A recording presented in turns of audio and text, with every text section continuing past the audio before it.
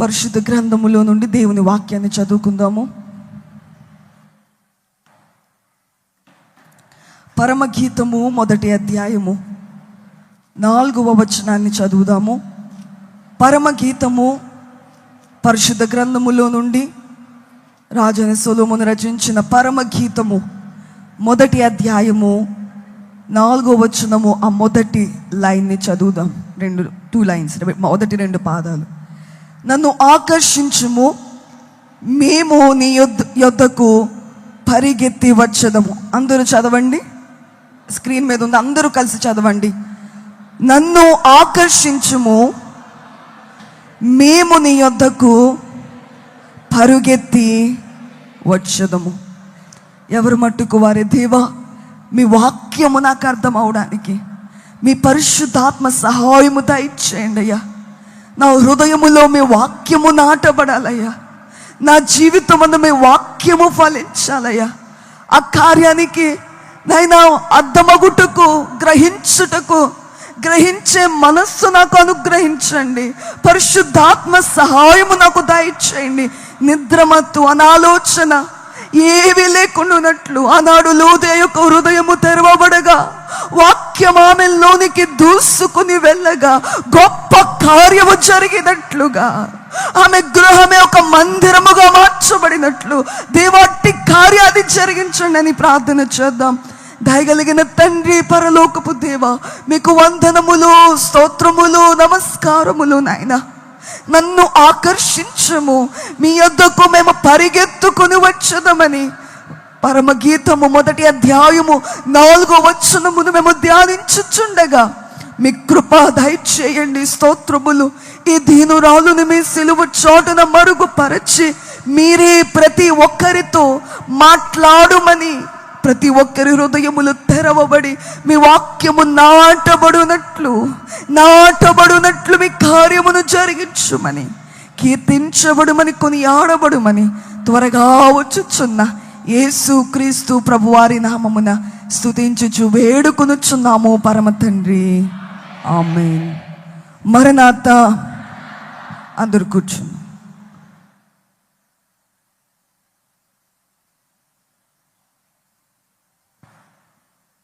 బోలో యేసు మహారాజుకి, దేవునికే మహిమ కలుగును గాక, దేవునికే కీర్తి కలుగును గాక. త్వరగా రానున్నా యేసు, త్వరగానే రమ్ము తండ్రి, త్వరగా వచ్చు ప్రభువా చురుకు, త్వరగా వచ్చు ప్రభువా చురుకు. తాయినా మీముని త్వరపడగలరు, తాయినా మీముని త్వరపడగలరు. త్వరగా రానున్నా యేసు, త్వరగా రమ్ము. మళ్ళీ పాడదాం. త్వరగా రానున్నా యేసు, త్వరగా రమ్ము తండ్రి, త్వరగా వచ్చు ప్రభువా చురుకు, త్వరగా వచ్చు ప్రభువా చురుకు. తాయినా మీముని త్వరపడగలరు, తాయినా మీముని త్వరపడగలరు. త్వరగా రానున్నా యేసు, త్వరగా రమ్ము తండ్రి. బోలో యేసు మహారాజుకి, దేవునికే మహిమ కలుగును గాక, దేవునికే కీర్తి కలుగును గాక. చేతులు పైకెత్తి బలముగా చప్పట్లు కొడదాము. బలముగా. ఒక నిమిషం.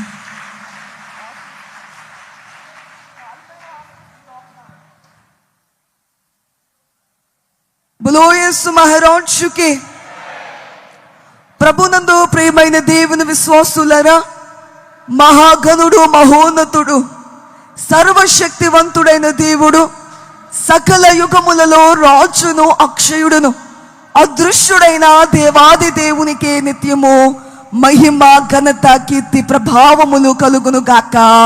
ఆమేన్. దేవుడైన బలమైన కృపను చూపించి నేటి దినమందు మన అందరిని ఆయన సన్నిధిలోనికి నడిపించి రెండవ రాకడ పండుగ అంటే రెండవ రాకడకు సిద్ధపడే ఆ బలమైన కార్యమును జరిగించుచున్న దేవునికే మహిమ కలుగును గాక. ఆమేన్.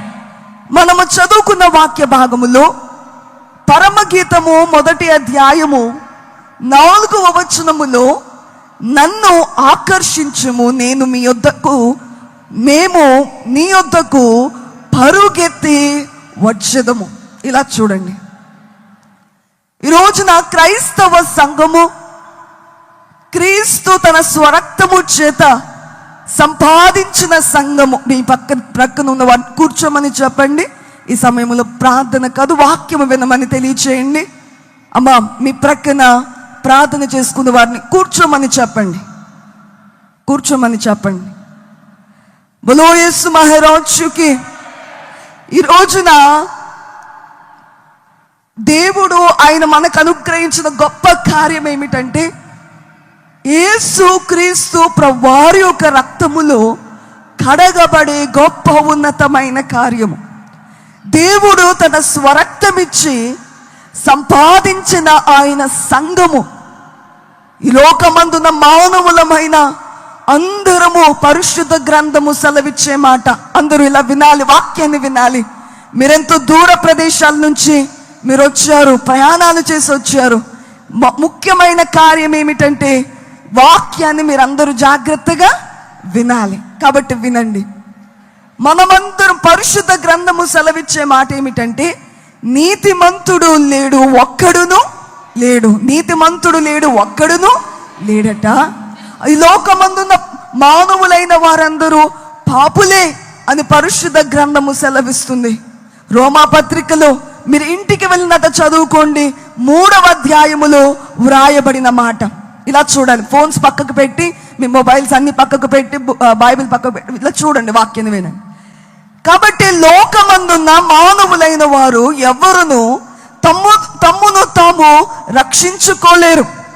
ఇప్పుడు ఒక గ్రుడ్డివాడు ఇంకొక గ్రుడ్డివానికి దారి చూపించగలుగుతాడా చెప్పండి? మాట్లాడలేదు, పురుషులు మాట్లాడాలి. దారి చూపించగలుగుతాడా? ఒక గ్రుడ్డివాడు ఇంకొక గ్రుడ్డివానికి దారి చూపించలేడు. ఈ లోకమందున్న మనుషులు మంచివారని పేరు పొందినా గాని, గొప్పవారని పేరు పొందినా గాని, అటువంటి వారైనా సరే ఈ లోకమందున్న ఎవరికి మోక్ష ద్వారమును చూపించడానికి అసాధ్యము. పరలోకానికి వెళ్ళే మార్గము చూపించడం అసాధ్యము. ఎందుకంటే పరిశుద్ధ గ్రంథము సెలవిచ్చేది, నీతిమంతుడు లేడు ఒక్కడును లేడు. It's impossible to find a man such as a righteous man in this world. ఏ దేశములోనైనా, ఎక్కడైనా సరే, ఏ ఊరిలోనైనా మనకు కనబడరు. అలా పేర్లు పెట్టుకోవచ్చేమో కానీ గొప్పవారని. కానీ పరిశుద్ధ గ్రంథము సెలవిచ్చే మాట, ఎవరు నీతిమంతులు కాదు, అందరూ పాపము చేసి దేవుడు అనుగ్రహించు మహిమను పొందలేకపోవచ్చున్నారు. That's a fact. అది పరిశుద్ధ గ్రంథము తెలియజేసే సత్యం అది. కాబట్టి మనిషి తనకు తాను రక్షించుకోలేడు, వెతుకుట కూడా లేదు.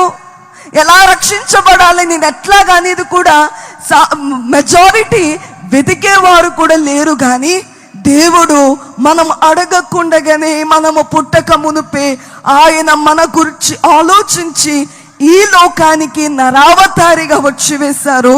మరియ గర్భాన జన్మించారు. ఈ లోకములో 33.5 సంవత్సరములు జీవించారు. మానవుల రక్షణార్థమై సిలువ వేయబడ్డారు, రక్తాన్ని చిందించారు, సిలువలో మరణించారు, సమాధి చేయబడ్డారు. 3వ దినమందు తిరిగి లేచారు. యేసునాథుడు తిరిగి లేచారు.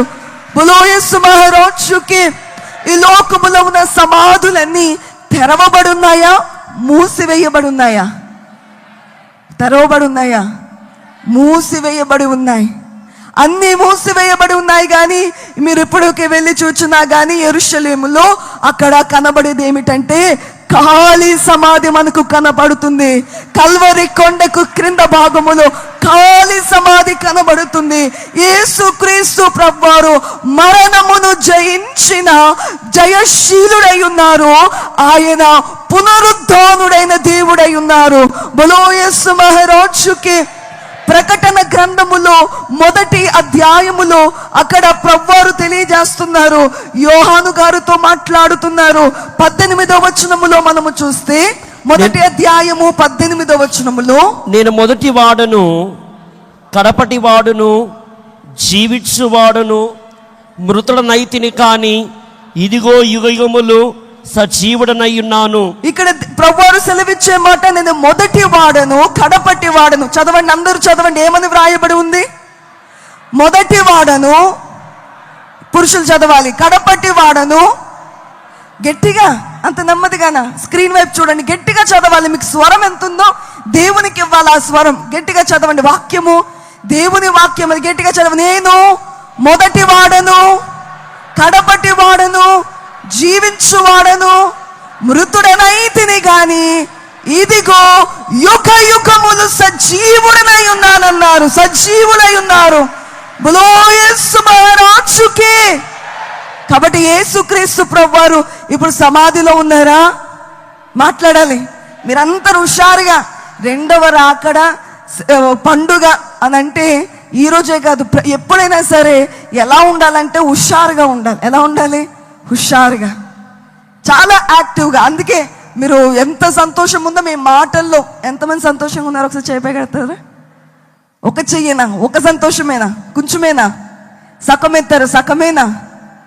సంతోషంగా ఉందన్న వారు అందరూ గట్టిగా చెప్పలు కొడదాం. బలో యేసు మహారాజుకి. యేసుక్రీస్తు ఈరోజు ఎవ్వరు నమ్మినా నమ్మకపోయినా, ఒకవేళ విమర్శించిన, తెలియక వారు విమర్శించినా కానీ, ఏమి అనుకున్నా కానీ, జరిగిన సంఘటన ఏమిటంటే ఆయన సమాధిలో నుంచి తిరిగి లేచారు. మరలా రానయున్నారు ఆకాశ మండలానికి. బలో యేసు మహారాజుకి. మొదటి రాకడ గురించి భక్తులైన వారు, పరిశుద్ధ గ్రంథమందున్న భక్తులైన వారు, పాత నిబంధన భక్తులైన వారందరూ వేచి చూచారు. అబ్రహాము గారు కానీ, ఇస్సాకు కానీ, యాకోబు కానీ, మోషే గారు కానీ, ఏలియా కానీ, యెషయా కానీ, ఈ భక్తులందరూ ప్రభువారి యొక్క రాక గూర్చి ఎదురు చూచారు. ఇదిగో కన్యక గర్భవతి కుమారుని కనును, అతనికి ఇమ్మానుయేలని పేరు పెట్టబడును అని యెషయా గారు ప్రవచించారు. ఎదురు చూచారు. ఎప్పుడు వస్తారు? మా మెస్సయ్య ఎప్పుడు వస్తారు?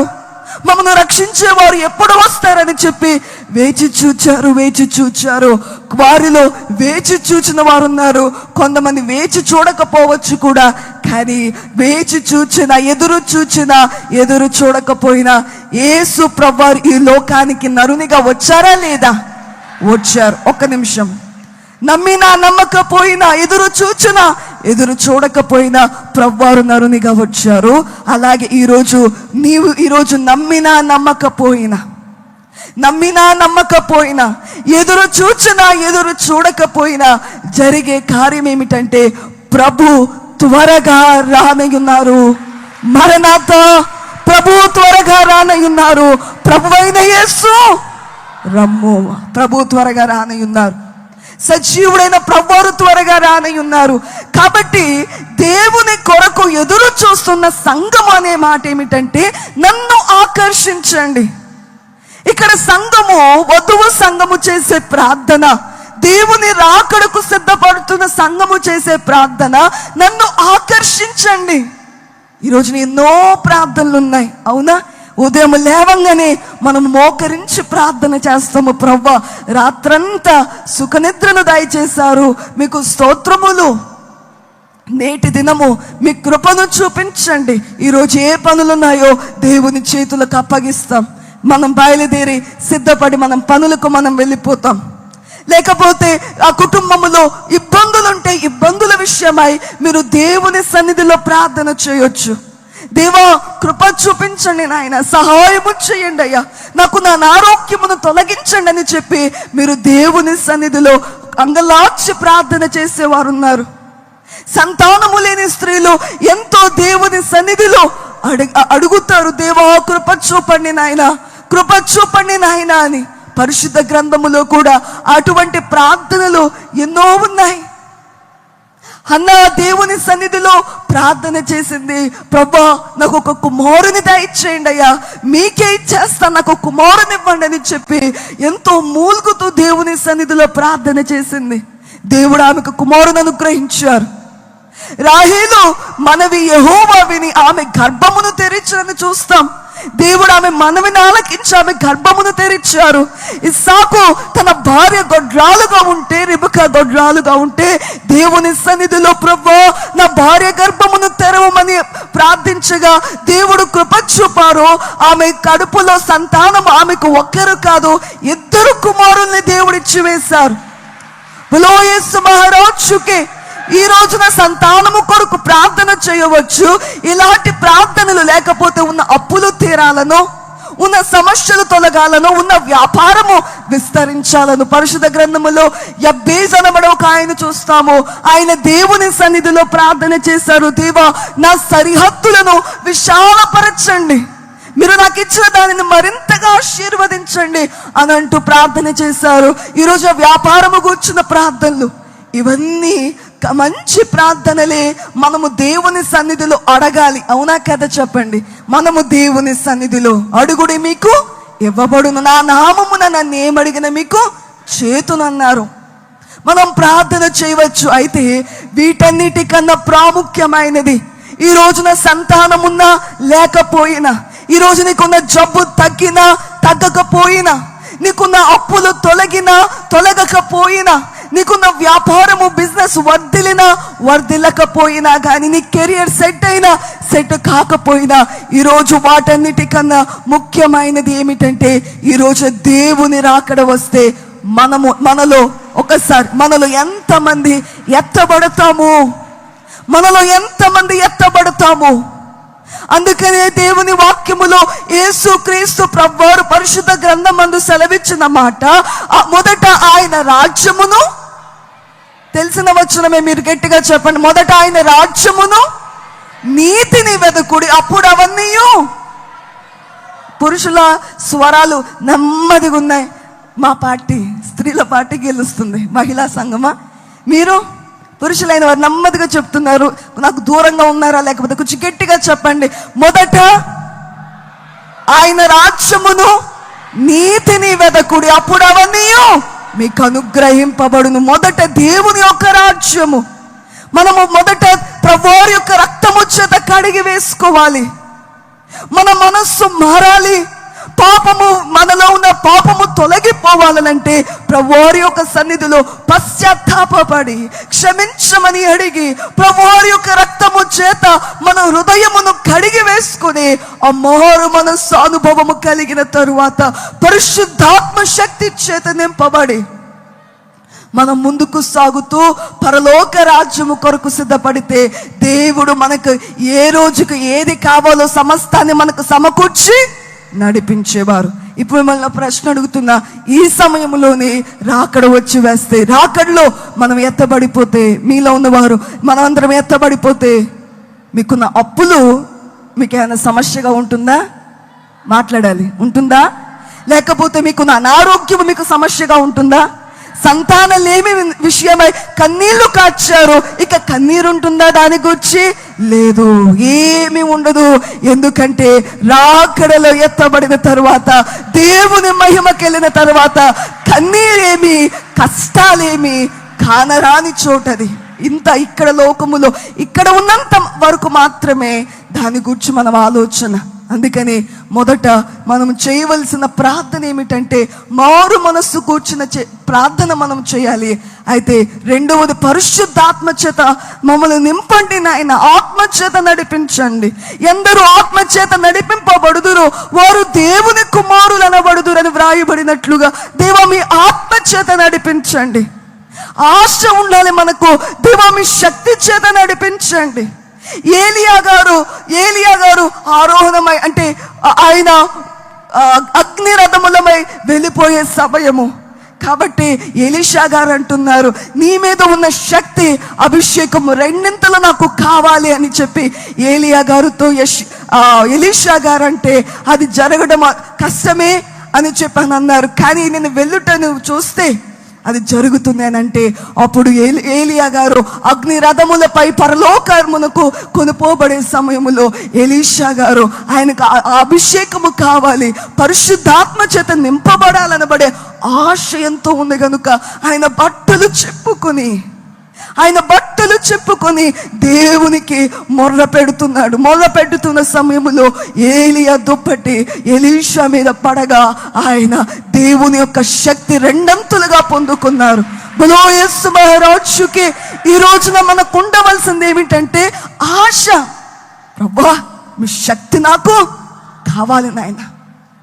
శిష్యులైన వారికి ఆశ ఉంది ఏంటంటే ప్రభువారిని గూర్చి ప్రకటించాలి, పరిశుద్ధాత్మ పొందు వరకు ప్రకటనకు పోరాదన్నారు. అందుకని వారు మేడగదిలో ప్రార్థన చేస్తున్నారు, దేవా మీ శక్తి నాకు దయచేయండి, మీ ఆత్మను మాకు దయచేయండి, మమ్మల్ని వాడుకోండి అయ్యా, మీ కొరకు ఒక పనిముట్టుగా నన్ను వాడుకోండి, పనికి వచ్చే పాత్రగా వాడుకోండి దేవా, నన్ను నింపివేయండి మీ ఆత్మ చేత అని చెప్పి 10 దినములు వారు ప్రార్థించుచుండగా 10వ దినమున వేగముగా దేవుని యొక్క శక్తి వారు కూర్చున్న ఇల్లంతయు నిండి వారిలో ఒక్కొక్కరు దేవుని యొక్క శక్తి చేత నింపబడ్డారు.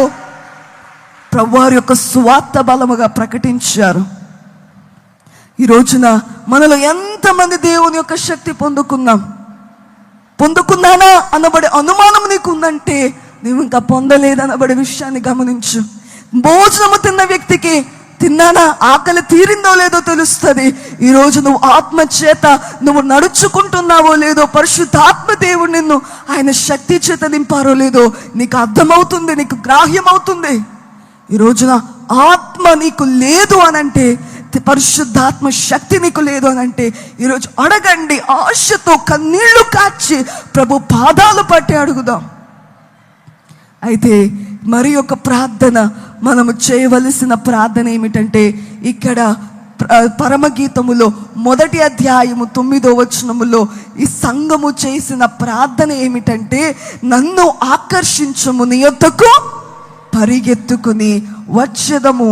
ఈ రోజున ఈ లోకములో ఎన్నో రకములైన ఆకర్షణీయమైనవి ఎన్నో ఉన్నాయి, మనుషులను ఆకర్షించేవి ఎన్నో ఉన్నాయి.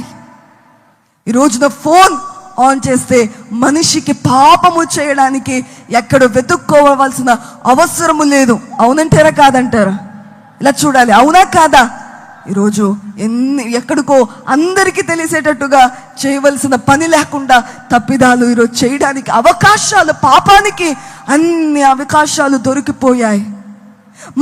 మనిషిని ఆకర్షించేవి, పాపము తట్టు ఆకర్షించడానికి ఎన్నో ఉన్నాయి. ఈ రోజున వేటికి మనం ఆకర్షితులం అవుతున్నాం? దేవునికా, దేవుని వాక్యానికా, దేవుని సన్నిధిలో గడపడానికా? కానీ లోకములో ఉన్న పాపమునక, శరీరాశ, నేత్రాశ, జీవపుటంబానికి బానిసలైపోతున్నారు చాలా మంది. దానికి ఆకర్షితులైపోయి కొందరు మద్యపానీయాన్ని సేవించడానికి ఎంతో. నేను ఒక అతన్ని చూచాను, అతను మందిరానికి వస్తాడు కానీ త్రాగుడు మానుకోలేడు. ఇప్పుడు నేను అనే మాట, అతను దేనికి ఆకర్షితుడయ్యాడు చెప్పండి? దేనికి ఆకర్షితుడు? ఆ మద్యపానీయానికి బానిసైపోయి తన శరీరాన్ని నాశనము చేసుకుంటూ, అలాగే తనకున్న కుటుంబాన్ని పాడు చేసుకుంటూ, తన పిల్లలైన వారిని పట్టించుకోలేని పరిస్థితి, అప్పుల పాలైపోయి తన నాశనం అవడమే కాదు తనతో పాటు కుటుంబాన్ని కూడా రోడ్డుకు ఈడ్చుతున్నారు కదా. ఈ రోజున ఎంతో మంది ఎక్కువగా ఉన్న స్తోమతికి కన్నా మించి ఖర్చు పెట్టాలని ఆలోచించి అలా ఖర్చు పెట్టి అప్పులు చేసి ఎంతమంది అప్పులు పాలైపోయి బానిసలైపోవట్లేదు. ఈ రోజున లోకములో ఉన్న పాపానికి, కార్యములకు ఎంతో మంది ఆకర్షులైపోతున్నారు. కానీ ఈ రోజున మనం ఏ ప్రార్థన ఉండాలంటే, దేవా నన్ను ఆకర్షించండి. ఆకాశ మండలానికి మీరు రానయ్యున్నారు. ప్రభువారి యొక్క రాకడలో మనము ఎత్తబడాలంటే మనం ఆకర్షించబడాలి. అందుకే షారోను మైదానములో అనబడే కీర్తనలో నాలా పువ్వుల్, ఒక నిమిషం, మీకు తెలుసు కదా, అందరూ పాడండి. నాలా పువ్వుల్ నరదృష్టి నాకర్షించు మానవా, శుద్ధి ప్రభుని మదినాకర్షించు మానవా, శుద్ధి ప్రభుని మదినాకర్షించు. బలో యేసు మహారాజుకి నానా వర్ణాల పువ్వులు. ఇప్పుడు మంచి ఒక పార్క్లోకి వెళ్తే అక్కడ ఉన్న ఫ్లవర్స్ కానీ మనం చూస్తే అవి మనుషులను ఆకర్షిస్తాయి, అందముగా ఉన్నాయి కాబట్టి. అదే దేవునికి ఏమి ఆకర్షితమవుతుందంటే, దేనికి ప్రభు ఆకర్షించబడతారనంటే, దేనికి దేవుడు ఆకర్షించబడతారంటే, మానవ శుద్ధి ప్రభుని మదిని ఆకర్షిస్తుందట. ఈ రోజున శుద్ధి గలవారమై మనము ఉండగలుగుతున్నామా? దేవుని రాకడకు మనము నన్ను ఆకర్షించమనబడే ప్రార్థన ఈ రోజున మనము చేయగలిగిన వారముగా ఉండాలి. ఈరోజు ఒక అయస్కాంతము, ఇనుము అయస్కాంతాన్ని ఆకర్షిస్తుంది, అవునా కదా? అయస్కాంతం. ఈ రోజున మన ప్రభు పరిశుద్ధుడై ఉన్నారు. మనము పరిశుద్ధులుగా జీవించాలి. అప్పుడు మనం ఆకర్షించబడతాం ఆకాశ మండలములోనికి. రెప్పపాటునప్పుడు మనం కలుసుకోగలము దేవునిని. ఈ రోజున అట్టి ఆకర్షణ మనము కలిగి ఉండాలి. ఆకర్షించమనబడే ప్రార్థన మనం ఈరోజు చేయగలగాలి. కొంతమంది ప్రార్థన ఎంతకాలమైనా సరే, దేవా నన్ను మీ రాకకు సిద్ధపరచండి. ఏంటి? సిద్ధపరచండి. ఎన్ని సంవత్సరములు తరబడిన కొంతమంది, దేవా నన్ను సిద్ధపరచండి. ఎందుకంటే వారిలో సిద్ధపాటు లేనందువల్ల వారు ప్రార్థన చేస్తున్నారు, కానీ సిద్ధపాటుకి తగిన జీవితాన్ని జీవించకపోవడాన్ని బట్టి ఎప్పుడు సిద్ధపరచండి నాయన, సిద్ధపరచండి. వస్తారు, తర్వాత మరల పడిపోయి మరల ప్రభువారి యొక్క రక్తంతో కడిగి వేసుకుని మరల, దేవా నన్ను మీ రాకకు సిద్ధపరచండి. ఆత్మీయ జీవనములో ఎదిగి, విశ్వాస జీవితంలో ఎదిగి మరల కొంతకాలమైన తర్వాత తగ్గిపోయి మరలా, దేవా నన్ను మీ రాకకు సిద్ధపరచండి. ఎంతకాలమైన అదే ప్రార్థన కాదు. ఎట్టి రీతిగా పరమగీతములో మనము ఈ వచనములో మొదటి అధ్యాయము 4వ వచనములోనేమో నన్ను ఆకర్షించుము, మీ యొద్దకు పరిగెట్టి వచ్చదమని చెప్పి ప్రియురాలు అంటుంటే, ఇక్కడ ప్రియురాలు ఈ మాట తెలియజేస్తుంటే, పరమగీతములోనే 8వ అధ్యాయము 14వ వచనములో ప్రియురాలు తెలియజేసే మాట చూడండి. 14వ వచనములో, నా ప్రియుడా త్వరపడుము, లఘువైన ఇరువలియుండుము, గంధవృక్ష పర్వతముల మీద గంతులు వేయు లేడి పిల్లవలే ఉండుము. నా ప్రియుడా త్వరపడుము, త్వరగా రండి. ఇక్కడ సంఘము యొక్క ప్రార్థన మారిందా మారలేదా? మాట్లాడాలి. మారిందా మారలేదా? ఒక అతను ఒక పాస్టర్ గారి దగ్గరికి వెళ్ళి అడిగాడట, పాస్టర్ గారు నేను మారాలని ప్రార్థన చేయండి అని అన్నాడట. ఏంటి, మీలో ఎవరన్నా అట్లాంటి కోరికలు కలిగి ఉన్నారా? నేను మారాలని, ఒక భార్య నా భర్త మారాలని ప్రార్థన చేయమనుకోవడంలో తప్పు లేదు, అది కరెక్ట్. ఒక భర్త నా భార్య మారాలనబడే ప్రార్థన చేయమని అడగడంలో తప్పు లేదు. కానీ నీకు నీవుగా వెళ్ళి నేను మారాలని ప్రార్థన నేను ఆత్మీయముగా బలపడాలి అనబడే ప్రార్థన చేయండి అంటే తప్పు లేదు. నువ్వు దాని గురించి ప్రార్థించడం తప్పులేదు. ఒక అతను అన్నాడట, నువ్వు ఏంటి, నువ్వు ఒక పాస్టర్ గారు వెళ్తుంటే నువ్వు మానుకోలయ్యా ఇవన్నీ చెడ్డ అలవాట్లు మానుకోవాలంటే, మీరు ప్రార్థన చేస్తే నేను మానుకుంటాను అని అన్నాడట. అంటే ఒక ఇది చేస్తే అది మానుకుంటాడట.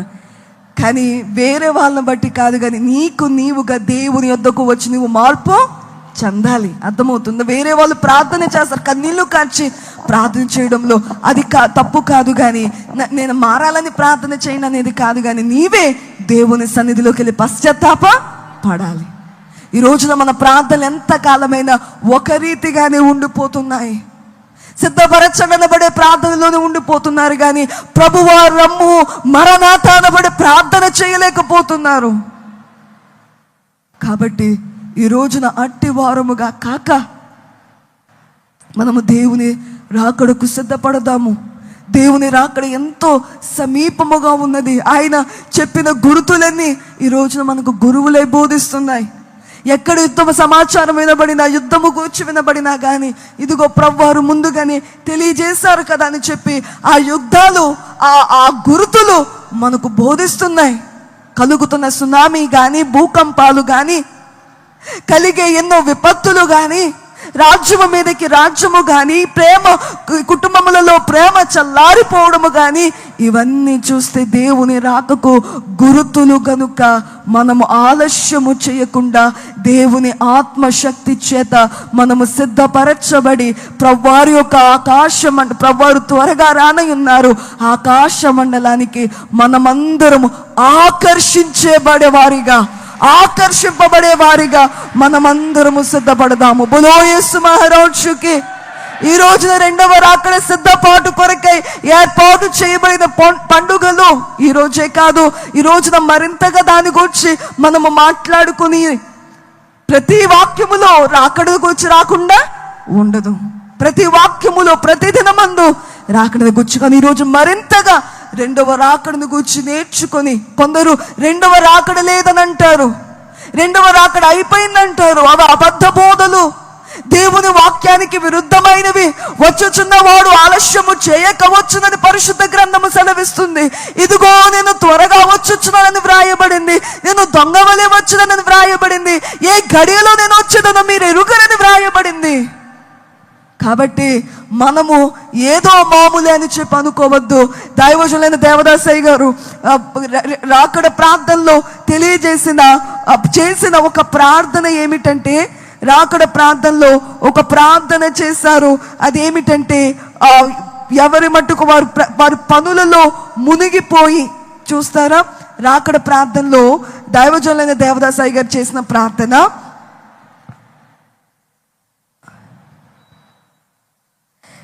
ఒక ప్రార్థన చేశారు. అది ఏమిటంటే, మన కీర్తన పుస్తకములో ఆ ప్రార్థన లేదు, మన రాకడ ప్రార్థనల పుస్తకములో ఆ ప్రార్థన మనము చూడొచ్చు.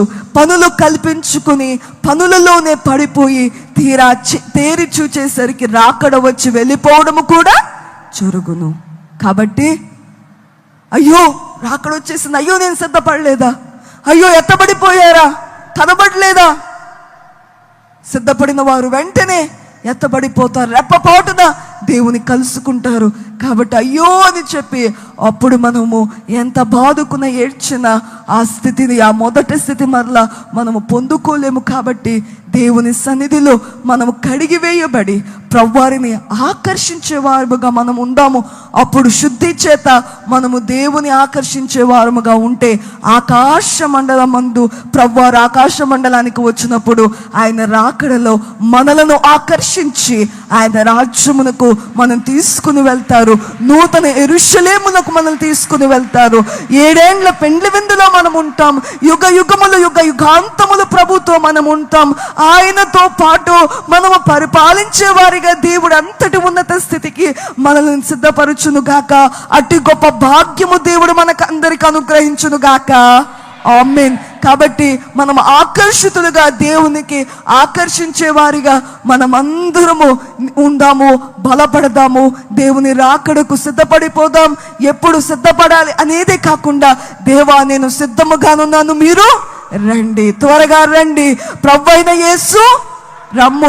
ప్రభు త్వరగా వచ్చుచున్నారు. పురుషులు నెమ్మదిగా ఉన్నారు, అట్లా కాదు, గట్టిగా చెప్పాలి, ప్రభు త్వరగా వచ్చుచున్నారు.